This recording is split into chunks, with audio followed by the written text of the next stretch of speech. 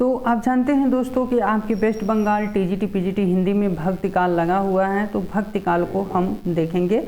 और भक्ति काल की जब बात आती है तो भक्ति काल पूर्व मध्यकाल जिसे हम कहते हैं, जिसका समय शुक्ल जी ने 1375 से लेकर 1700 ईस्वी तक माना है।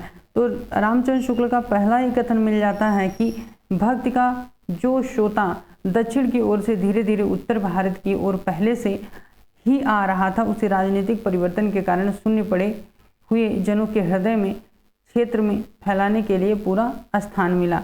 तो इस तरीके से आप जो है ये पीडीएफ मैं टेलीग्राम पे आपको शेयर कर दूंगा, आप जल्दी से पढ़ लीजिएगा क्योंकि एग्ज़ाम जो है बहुत करीब है।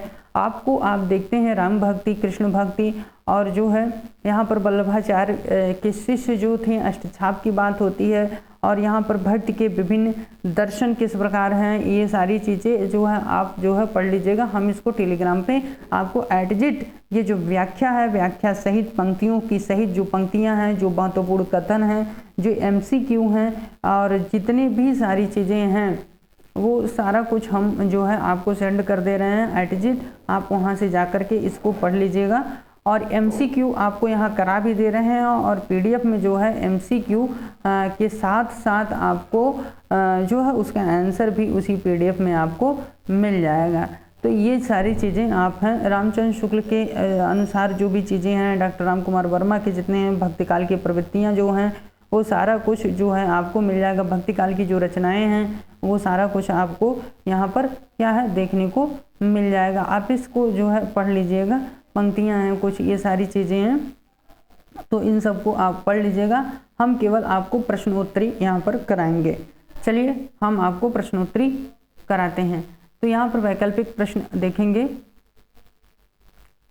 कहते हैं कि प्रश्न नंबर 1, रामचंद्र शुक्ल के अनुसार तुलसी के प्रमाणिक ग्रंथों की संख्या मानी जाती है। तो आप जानते हैं कि रामचंद्र शुक्ल के अनुसार जो तुलसी के प्रमाणिक ग्रंथों की जो संख्या है वो कितनी है, तो 12 है। तो वो कितनी है, 12 है। चलिए नेक्स्ट क्वेश्चन की बात करते हैं। कहते हैं कि भारतवर्ष का लोकनायक वही हो सकता है जो समन्वय करने का अपार धैर्य लेकर आया हो। यह कथन किस आलोचक का है? तो आप जानते हैं यह जो कथन है यह किसका है, हजारी प्रसाद द्विवेदी का है। चलिए नेक्स्ट क्वेश्चन की बात करते हैं। कहते हैं कि भक्ति आंदोलन की जो लहर दक्षिण से आई उसी ने उत्तर भारत की परिस्थिति के अनुरूप हिंदू मुसलमान दोनों के लिए एक सामान्य भक्ति मार्ग की भावना कुछ लोगों ने जगाई। यह विचार किसका है? तो आप जानते हैं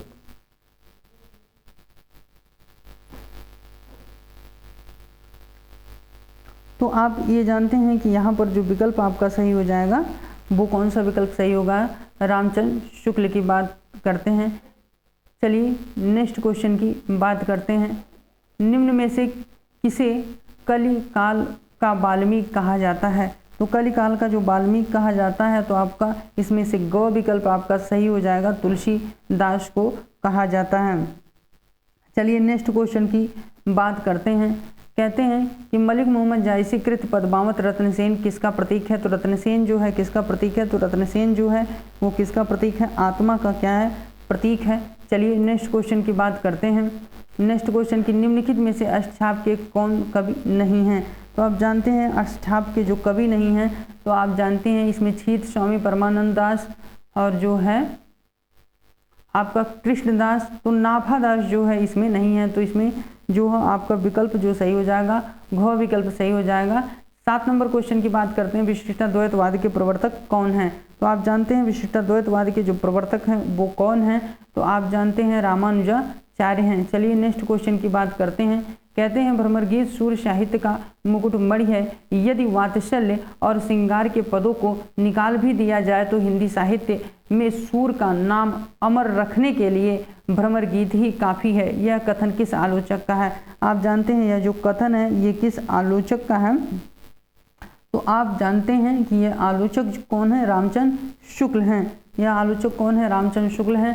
कहते हैं कि रामचरितमानस किस भाषा में लिखा गया? तो आप जानते हैं कि जो रामचरितमानस है वो अवधी भाषा में क्या है, लिखा गया, वो अवधी भाषा में लिखा गया। प्रश्न की बात, कबीर ने निर्गुण पंथ का आधार भारतीय वेदांत और सूफियों का प्रेम तत्व है। कहते हैं कि कबीर के निर्गुण पंथ का आधार जो है भारतीय वेदांत और सूफियों का प्रेम तत्व है। यह कथन किस आलोचक का है? आप जानते हैं कि यह जो कथन है यह किस आलोचक का है? तो ये जो आलोचक है वो रामचंद्र शुक्ल जी ही हैं। चलिए नेक्स्ट क्वेश्चन की बात करते हैं। नेक्स्ट क्वेश्चन की जब बात आती है, निम्नलिखित में से कौन सी अग्रदास की नहीं है? निम्नलिखित में से कौन सी अग्रदास की नहीं है? तो आप जानते हैं अग्रदास की जो है पद्मावत जो है नहीं है, तो घ यहाँ पर आंसर आपका सही हो जाएगा। 12 नंबर क्वेश्चन की बात करते हैं। आशा जीव जग मरे, लोग मरे मरी जाए, सोई मुबे धनी संचते, सो उबरे जे खाए, किस कवि की पंक्ति है? तो आप जानते हैं ये जो पंक्ति है ये आप देखेंगे जो 12 नंबर की आपकी पंक्ति है वो कौन सा विकल्प आपका सही होगा इसमें? तो थोड़ा सा नीचे आप जाएंगे तो यहाँ पर कबीर दास की क्या है पंक्ति हो जाती है। चलिए नेक्स्ट क्वेश्चन की बात करते हैं। नेक्स्ट क्वेश्चन 13 की नंबर की बात करते हैं। कहते हैं कि जायसी किस धारा के कवि हैं? जायसी किस धारा के कवि हैं? तो जायसी प्रेम मार्गी के क्या हैं? कवि हैं। चलिए प्रश्न नंबर 14 की बात करते हैं। निम्नलिखित में से कौन सा कवि कृष्ण भक्ति धारा के कवियों में शामिल नहीं है? कौन सा शामिल नहीं है? तो आप जानते हैं कि नाभादास जो है क्या है? शामिल नहीं है। शगुन ही अगुन ही नहीं कछु भेदा, इस कथ्य को तुलसी ने किसके द्वारा कहलवाया? तो आप जानते हैं ये जो तुलसी जी ने जो कहलवाया वो किसके द्वारा कहलाया? तो वो शिव के जी के द्वारा। आपका कौन सा विकल्प सही हो जाएगा? तो 15 नंबर का विकल्प जो है क्या आपका सही हो जाएगा। कहते हैं स्वामी अग्रदास का संबंध जो है किस भक्ति से है? तो आप जानते हैं कि स्वामी अग्रदास का जो संबंध है वो आप जानते हैं कि राम भक्ति से है। चलिए नेक्स्ट क्वेश्चन की बात करते हैं। कहते हैं जो नर दुख में दुख नहीं माने, सुख स्नेह अरु भय नहीं जाके, कंचन माटी जाने, प्रस्तुत काव्य पंक्तियां किस कवि की हैं? आप जानते हैं कि जो प्रस्तुत काव्य पंक्तियां हैं आप यहाँ पर देख रहे हैं, जो प्रस्तुत काव्य पंक्तियां हैं 17 नंबर की जब बात आती है तो यहाँ पर कहते हैं गुरु नानक जी की क्या है पंक्तियां हैं। चलिए नेक्स्ट क्वेश्चन की बात करते हैं। रामायण महानाटक के रचनाकार कौन है? तो आप जानते हैं रामायण महानाटक के जो रचनाकार हैं वो प्राणचंद चौहान जी हैं। चलिए नेक्स्ट क्वेश्चन की बात करते हैं। क्वेश्चन नंबर 19 की बात करते हैं। क्वेश्चन नंबर 19 आपका आ जाता है कि हिंदू मग पर पाँव न राखे का जो बहुत है हिंदी भाके, किस कवि की पंक्तियां हैं? तो आप जानते हैं 19 नंबर की जब बात आती है तो ये नूर मोहम्मद की क्या हो जाती हैं? पंक्तियां हो जाती हैं। चलिए 20 नंबर क्वेश्चन की बात करते हैं। तेरा मेरा मनुआ कैसे इक होए रे, तो ये कबीर का है।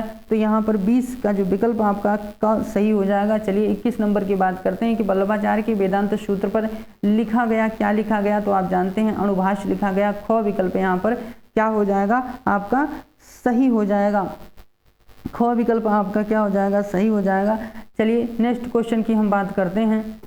नेक्स्ट क्वेश्चन की बात करते हैं। नेक्स्ट क्वेश्चन की जब बात आती है तो आप देखते हैं कि 22 नंबर क्वेश्चन की हम बात करते हैं। कहते हैं कि गोस्वामी तुलसी की भक्ति किस प्रकार की है?